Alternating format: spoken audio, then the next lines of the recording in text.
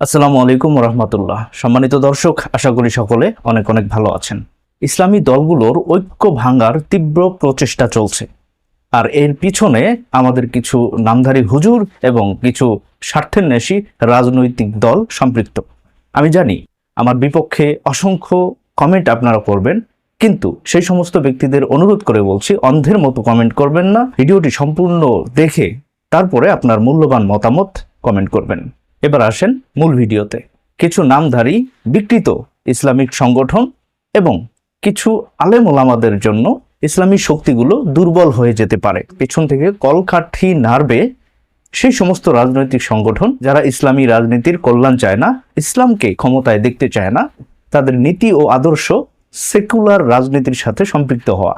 এজন্য যত প্রচেষ্টা আছে সবগুলো প্রচেষ্টা করছে জমিয়ত, আর এর সাথে বর্তমানে আবার যোগ দিয়েছে ডক্টর এনায়েতুল্লাহ আব্বাসী। এত বিজ্ঞ একজন আলেমের কাছ থেকে এমন দুর্বল যুক্তি শোনার পরে আমার মনে হয়েছিল এনায়েতুল্লাহ আব্বাসী আসলে কার দালালি শুরু করে দিলেন।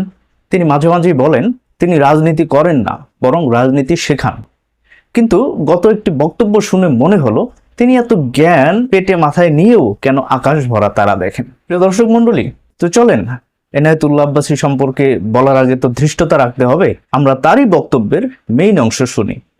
পিআর পদ্ধতিতে নির্বাচন চায়। ক্ষুদ্র ক্ষুদ্র কিছু দল আছে, এরা কি পদ্ধতিতে চায়? পিআর পদ্ধতিতে সংখ্যানুপাতের ভিত্তিতে পার্লামেন্ট মেম্বার নির্বাচিত হবে। আমি এটার পক্ষে না, শরীয়তও এটাকে সমর্থন করেন। অনুপাতের ভিত্তিতে নির্বাচন হয়ে গেল, আপনার এলাকার ভাগে পড়লো এমন এক এমপি যে মাদারজাত চোর।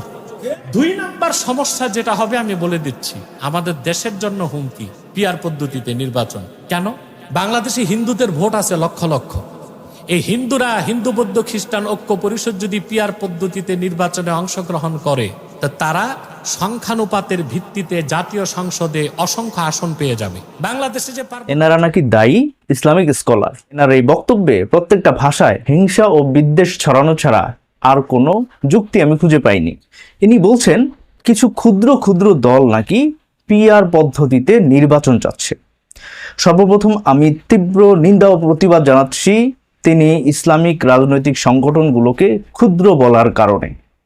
আপনার কি মনে হয় ইসলামী আন্দোলন বাংলাদেশ ক্ষুদ্র রাজনৈতিক সংগঠন? বাংলাদেশ জামায়াতে ইসলামী, খেলাফত মজলিস, এগুলো কি আপনার ছোট দল মনে হয়? আর এইসব রাজনৈতিক সংগঠন যদি ছোট মনে হয়, ক্ষুদ্র মনে হয়, তাহলে বড় কারা? আবার বললেন পিআর পদ্ধতি নাকি শরীয়ত সম্মতন করবে না। প্রচলিত গণতন্ত্র, এটা নিয়েই তো অনেক প্রশ্ন। এটা কি ইসলাম বা শরীয়ত সমর্থন করে? বাংলাদেশের এই নির্বাচন পদ্ধতি পরিবর্তন করার জন্যই তো, দিন ইসলাম কায়েম করার জন্যই তো ইসলামপন্থীরা ইসলামী রাজনীতি করে। এখানে আবার এসে শরীয়তের দোহাই দিচ্ছেন, কারণটা কি? এখানে আরো একটি কথা তিনি থ্রো করেছেন। তিনি বলেছেন পিআর পদ্ধতি নাকি দেশের জন্য হুমকি স্বরূপ। এটা একটি অবাস্তব এবং কাল্পনিক ব্যাখ্যা। বক্তব্যের এই পয়েন্টে এসে আমার মনে হলো এই বক্তব্যটি হয়তোবা দিচ্ছেন বিটিভির টকশো করা কিছু হুজুর, কিন্তু না, তিনি তো এনায়েতুল্লাহ আব্বাসী সাহেব। যুক্তি দিলেন কি, এই দেশে লক্ষ লক্ষ হিন্দুদের ভোট আছে, তারা যদি পিআর পদ্ধতিতে ভোটে অংশগ্রহণ করে তাহলে নাকি অসংখ্য সিট তারা দখল করে নেবে। আমি বলতে চাই আপনার গবেষণায় সমস্যা আছে, আর না হলে আপনি গবেষণা ছাড়াই এই বক্তব্য ঝেড়ে দিয়েছেন।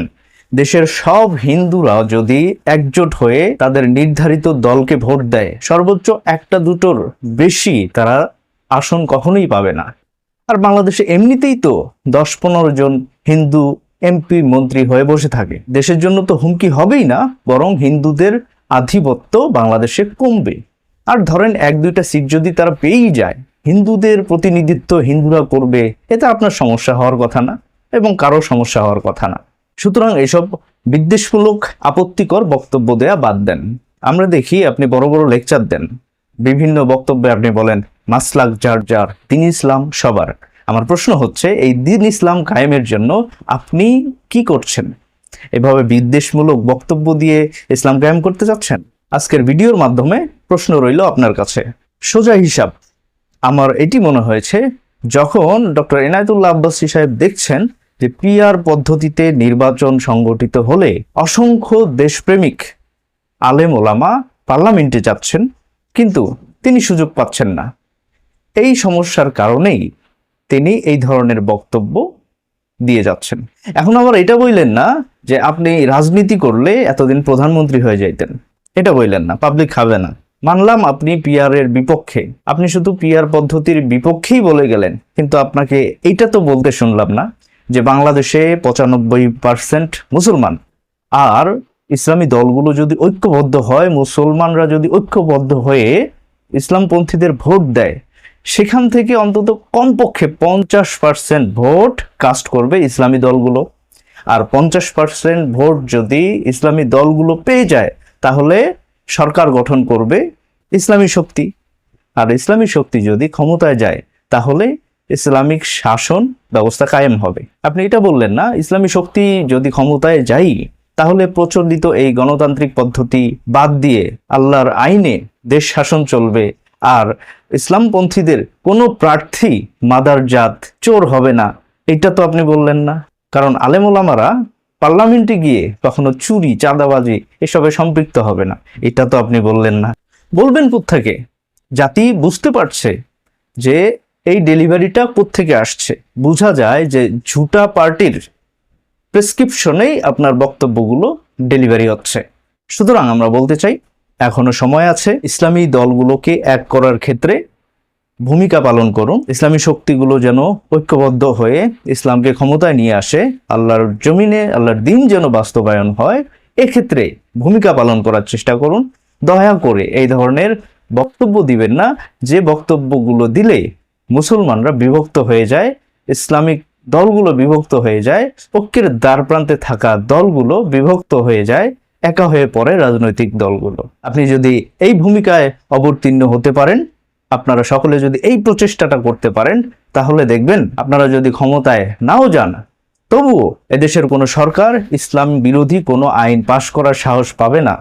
আমার নবী সাল্লাল্লাহু আলাইহি ইসলামকে গালি দেওয়ার সাহস কেউ পাবে না, চাঁদাবাজি দুর্নীতি করার সাহস কেউ পাবে না, ইনশাআল্লাহ।